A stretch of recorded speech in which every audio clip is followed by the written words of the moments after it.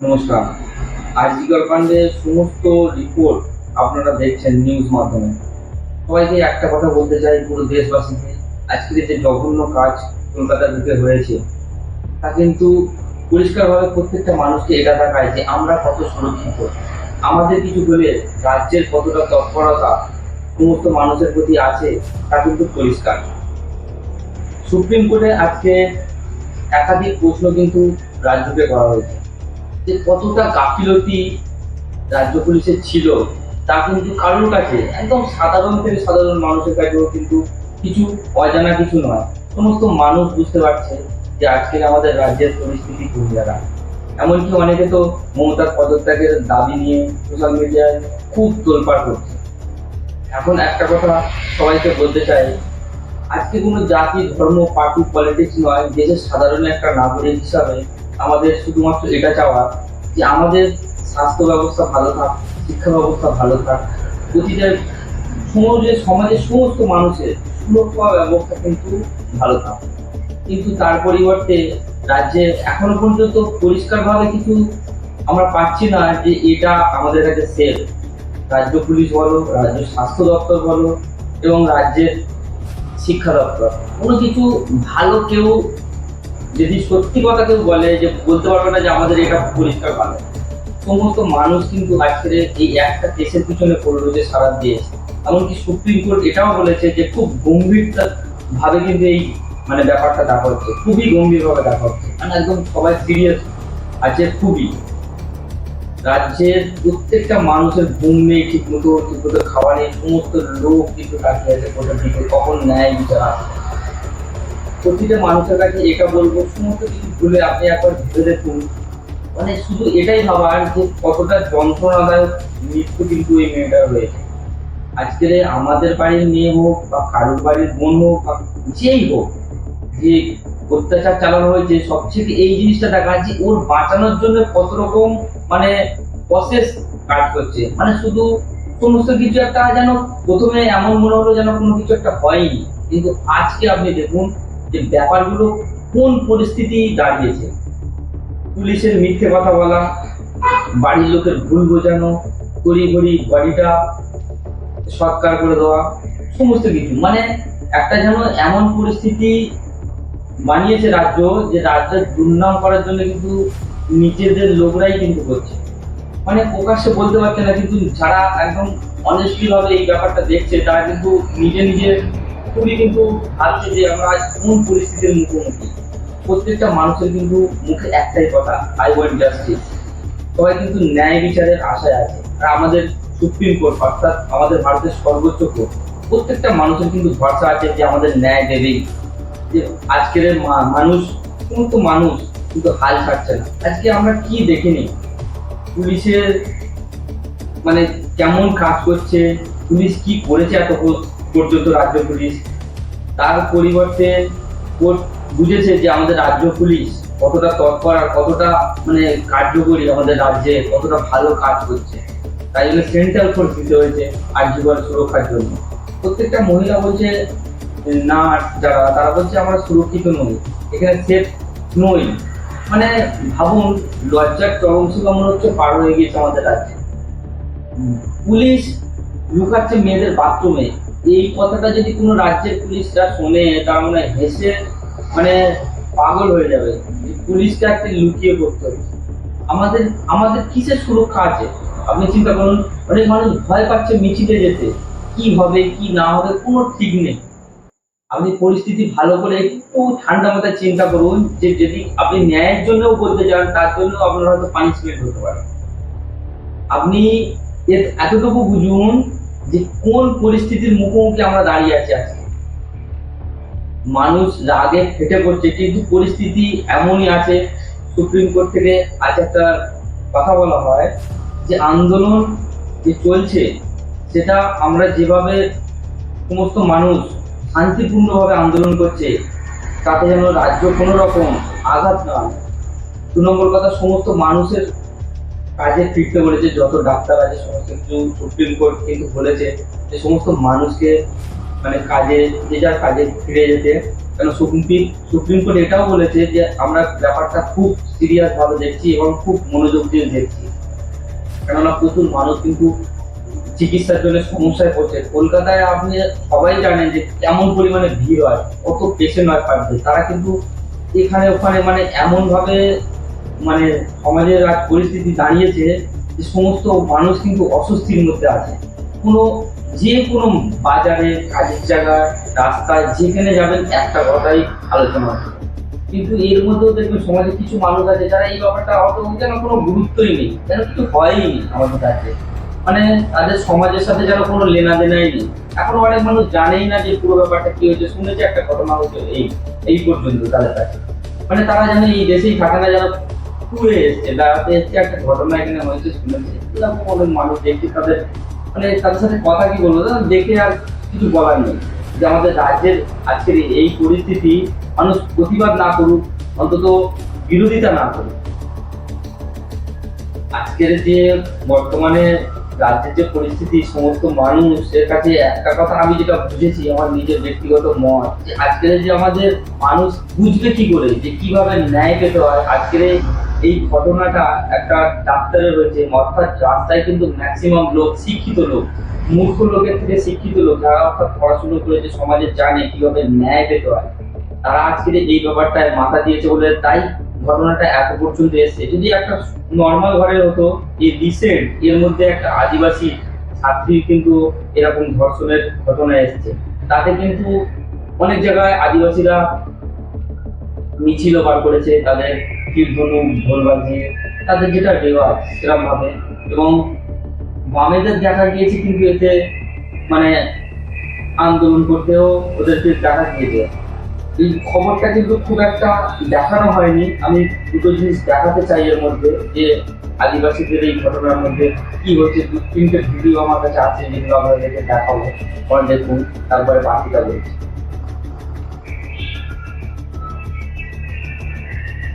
আরজি কর মেডিকেলের ডাক্তার ছাত্রী এবং বর্ধমানের আদিবাসী ছাত্রীকে খুনের ঘটনায় দোষীদের শাস্তি চেয়ে পথে ভারত জাকাত মাঝি পরগনা। পূর্ব মেদিনীপুরে পাঁশকুড়ার মেচগ্রামের কাছে 16 নম্বর জাতীয় সড়ক এবং ঘাটাল পাঁশকুড়া রাজ্য সড়ক অবরোধ করে বিক্ষোভ দেখানো হয়। বিটন চক্রবর্তী এই মুহূর্তে আমাদের সঙ্গে রয়েছে। বিটন, সেই বিক্ষোভ অবরোধ কি এখনো চলছে?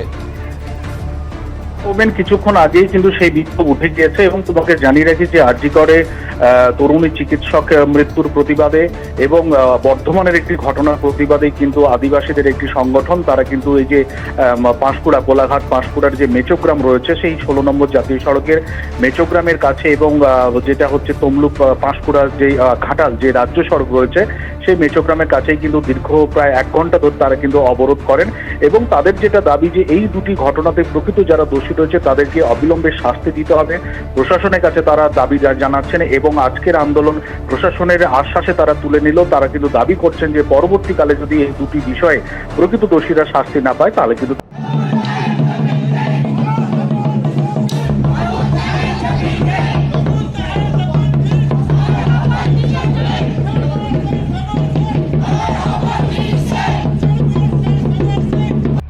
এবার যে বিষয়টা লাস্ট বলবো আমি, আমাদের দেশে নয়, আমাদের রাজ্যে বা অন্য রাজ্যে কি হয় সেইভাবে কিন্তু আমাদের রাজ্যের মানুষ খুব একটা জানে না। মানে বেসিক্যালি যারা চর্চা করে এই নিয়ে, যারা মানে বেশি পড়াশুনো করেছে, তারা কিন্তু এই ব্যাপারগুলো জানে। কিন্তু যারা গ্রামের মানুষ, মানে একদম যারা সমাজের একদম খুবই সাধারণ মানুষ, তারা কিন্তু ব্যাপারগুলো জানে না যে আমাদের সমাজে আজকে যদি এই পরিস্থিতি তৈরি করার পুরো ব্যাপারটা আমি যেটা বুঝি সেটাই আমি বলি। যে আমাদের সমাজে যে কোনো একটা মানুষ অনেকে জানে না থানায় গেলে কি করতে হয়, যদি একটা কোনো ঝামেলা হয় বা কোনো কারোর সাথে কোনো রকম প্রপার্টি কেস হয়, অনেকে জানেই না যে থানায় গিয়ে কি করতে হয়। মানে অ্যাকচুয়ালি আমাদের শিক্ষার লেভেলটা এমন একটা জায়গায় আজকে এসে দাঁড়িয়েছে যে সাধারণ মানুষ যদি কিন্তু তারা খুবই বিপদে পড়ে যায়, তারা কিন্তু সেখান থেকে ওঠার মতন আর ক্ষমতা তারা রাখে না। মানে কি করে উঠবে, তারা প্রত্যেকটা জিনিসের প্রসেসিংই জানে না। থানায় কি করতে হয়, কোর্টে কি করতে হয়, কিভাবে কি করতে হয়, এর বীজখানে কিন্তু এই মানুষগুলো অনেক মানুষের শিকার হয়ে যায়। যেরকম ভুল বুঝিয়ে টাকা নেওয়া, এরকম কিন্তু অনেক ঘটনা দেখবেন। মানে দালালি, মানে অনেক দালালরা কিন্তু এরকম কাস্টমার খোঁজে যে এলে ওর ভুল বুঝিয়ে আমি এটা করে দেবো, থানা থেকে আমি এটা করে দেবো, এরকম খবরে কিন্তু প্রচুর মানুষ পড়ে যায়। তারপর সব থেকে বড় কারণ আমরা নিজেদের ক্ষতি করি। কিভাবে করি, আজকের এই যে শিক্ষা ব্যবস্থার মানে দেখুন, আপনি যদি পড়াশুনো জানেন, একটু বেশি ক্লাস পর্যন্ত পড়েন বা এইসব বিষয়ে পড়াশুনো করলে কিন্তু বিভিন্ন রকম জিনিস আপনার মাথায় কিন্তু চর্চা হয়। আর যারা পড়াশুনো করে না তাদের মাথায় চর্চা কিন্তু সাধারণ চর্চা, কি রান্না হলো, কি খাওয়া হলো, কাল কি কাজে যাবো, কটা কাজে, এই পর্যন্ত মানে চিন্তাধারা কিন্তু মানে সীমিত। মানে ওদের কাছে জীবনটা যেন একটা ছোট্ট একটা জিনিস। এই ছোট্ট জীবনে কিন্তু কিছু জিনিস আছে যেগুলো সমাজের এই মানুষগুলো শুধু কাজে লাগিয়ে ব্যবহার করে, মানে যারা শিক্ষিত নয়। অনেকে কিন্তু পড়াশোনা জানে না, কিন্তু বুদ্ধি আছে, এইসব জিনিসগুলো না জানলেও চর্চা করে। কিন্তু অনেক মানুষ আছে যারা এই মানে তারা অ্যাকচুয়ালি জানবেই বা কি করে, বা জানার ইচ্ছাই সত্যি তাদের সমাজে কিছু কিছু মানুষ আছে মেরে দেয় জানার ইচ্ছা সত্যি, এমন করে চোখ বড় বড় করে কিছু মানুষ মূর্খ তারা ওদের বুঝিয়ে দেয় যে জানিস এই করলেই হবে, এই করলেই হয়, এরকম ভাবে বুঝিয়ে দেয়। ওরা একটা করে এরকম করে শুনলো, বুঝে গেল সব। কিন্তু যে কোনো জিনিস সমস্ত মানুষের কাছে শুনতে হয়, যারা জানে তাদের কাছে যেতে হয়, এইগুলো জানে না। সেই কারণে আজকে আপনি দেখবেন কলকাতার মধ্যে এই হচ্ছে, গ্রামও অনেক গ্রামেও কিন্তু এগুলো হচ্ছে, কিন্তু কিছু কিছু জায়গা আমি দেখছি যেখানে মানে এটা নিয়ে কোনো মাথা ব্যথা নেই, অনেকে জানেই না যে কি হচ্ছে। তা সেই কারণে বলি, দেশের কি হয় না হয় মানুষ যে জানুক, প্রত্যেকটা মানুষ বুঝুক বা দেখুক, সেই সিস্টেমটা একটা যেন গোলযোগ ভাবে বানিয়ে রেখেছে সমাজ, শুধুমাত্র এদের ব্যবহার করার জন্য। আর এরা চিরজীবন ব্যবহার হয়ে এসছে, আজও ব্যবহার হবে। মানে এদের ভুল বুঝিয়ে রাখা হয়নি, এরা নিজেরা কোনোদিন এই গর্ত থেকে বার হতে চায়, মানে কুয়োতেই থাকতে চায়, কুয়োর বাইরে এরা যেতে চায় না। যেহেতু আজকের দেশ পুরো তোলপাড়, রাজ্য তোলপাড়, এমনকি দেশের বাইরে বিদেশে পর্যন্ত কিন্তু এইগুলো নিয়ে চর্চা হচ্ছে, কিন্তু আমাদের অনেক দেশের মানুষ, আমাদের রাজ্যের মানুষ জানেই না। মানে এই ব্যাপারে কিছু বুঝতেই পারছে না যে তারা কি করছে। একটা হয়েছে কোনো একটা ঘটনা, এমনকি অনেক বড় বড় মানুষের মতন মুখেও শোনা গিয়েছে যে একটা ঘটনা ঘটেছে, এরকম রেগুলারই হয়, এরকম সমস্যায় হয়। কিন্তু যে হয় সেই কথাটা বলে এড়িয়ে যায় যে এই সমস্যাগুলো কবে মিটবে, কবে সবকিছু সিস্টেম যেটা আছে আমাদের বা সংবিধান অনুযায়ী যে সিস্টেমগুলো করা আছে দেশে, কবে সেটা সঠিকভাবে চলবে। আজও পর্যন্ত চলেনি, আর আগামী দিন কিভাবে চলবে।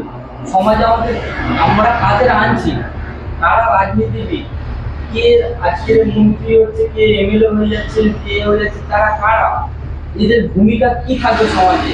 কারোর কাছে কিন্তু এসবের কোনো প্রশ্ন নেই, কোনো উত্তর নেই। একজন কেউ দাঁড়িয়েছে, তার সাথে গিয়ে সেলফি তুলবো, তার সাথে এই করবো, ব্যাস ওই পর্যন্ত শেষ। সে কিন্তু সবার একটু মজা দিয়ে চলে গেল, আর কিন্তু আসবে না, মানে 5 বছরে তাদের আর দেখা যায় না, কি পর্যন্ত পাবেন না।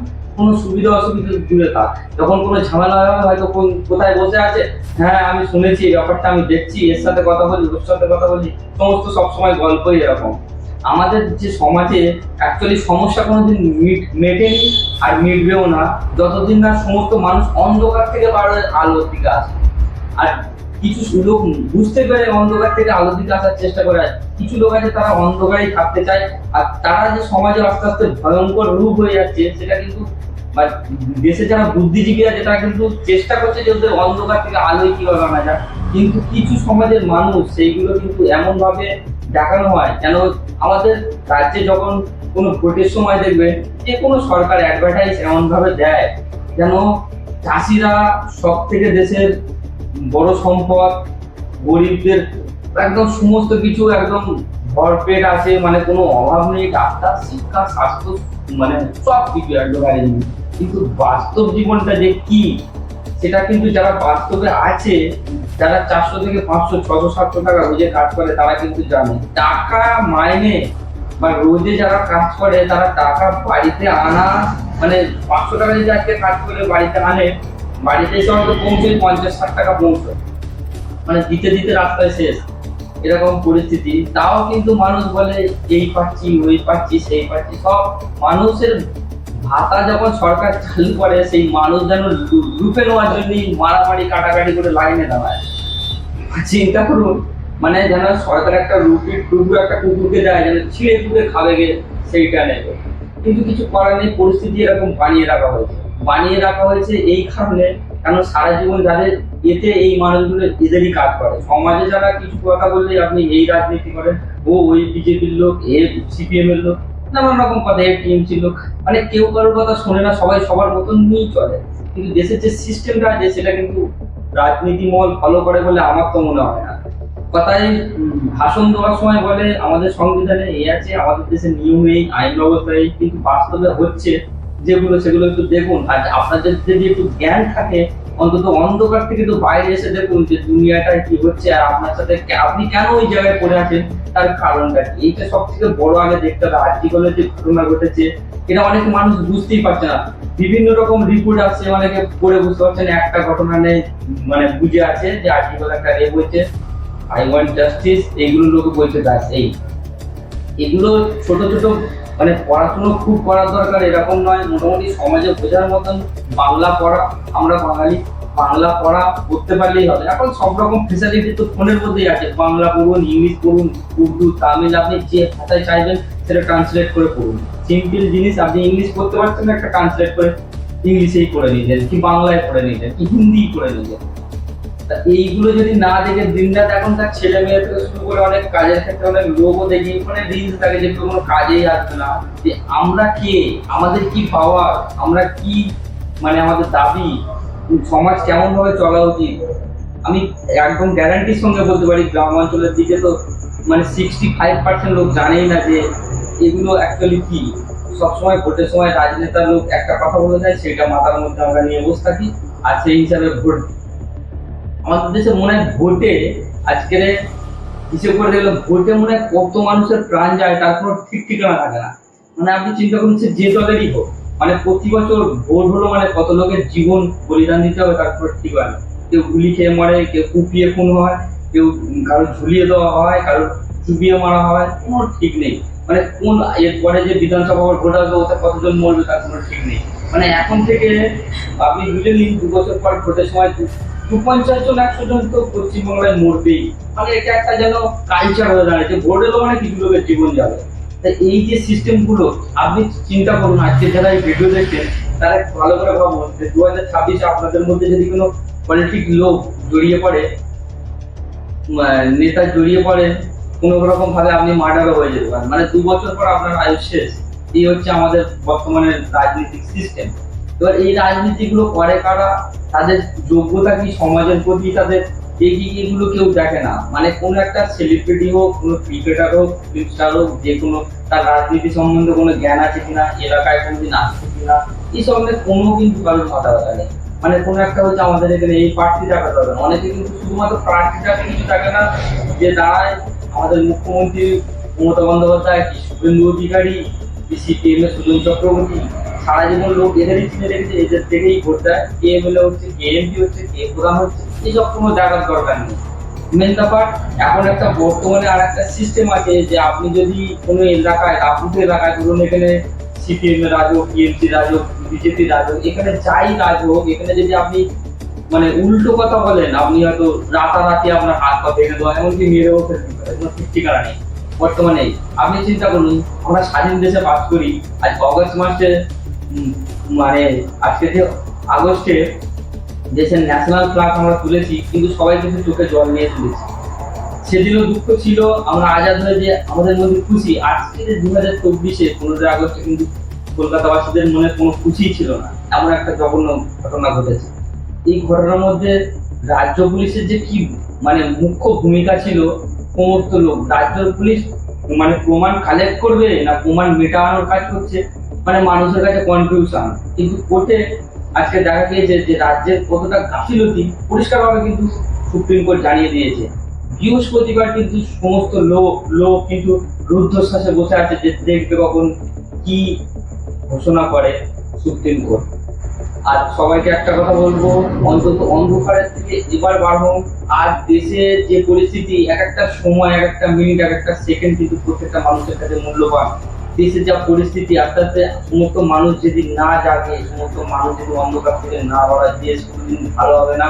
আর আপনি যে গালাগালি করেন রাজনেতাদের, সব থেকে আপনি চিন্তা করুন যাদের গালাগালি করেন তাদের কিন্তু আপনারাই জেতান, যেই হোক, যে কোনো মন্ত্রী হোক, যে কোনো মিনিস্টার হোক, জেতান।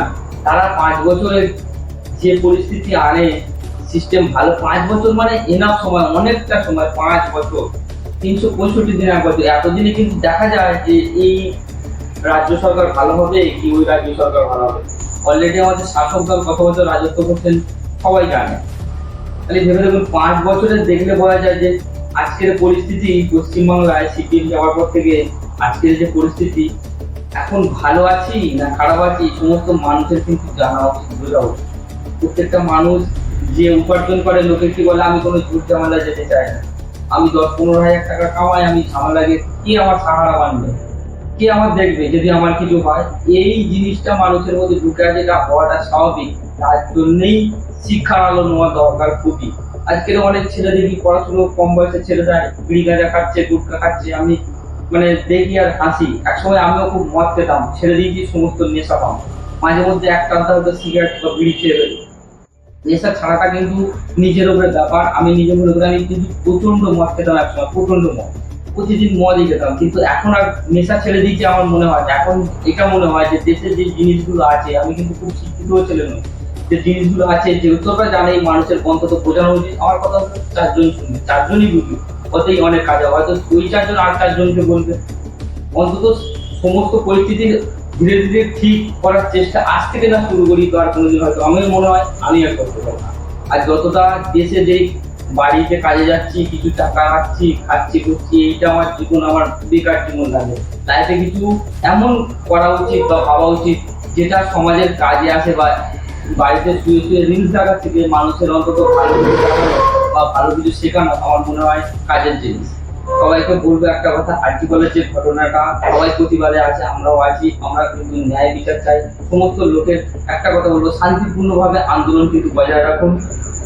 একটা কথা আর বলতে চাই যে বৃহস্পতিবার কিন্তু সমস্ত মানুষ দেখবে যে কি রায় দেয়, আর আমাদের রাজ্য কতটা তৎপর ছিল এই কেসটার ব্যাপারে, কতটা ভালো কাজ করে যে এই কেস নিয়ে, তা কিন্তু সুপ্রিম কোর্ট জানাবে। আর সমস্ত দেশবাসীর কাছে একটাই অনুরোধ, সমস্ত মানুষ কিন্তু চোখ খুলে একটু দেখুন, একটু বুঝুন, ব্যাস এটুকুই বলার।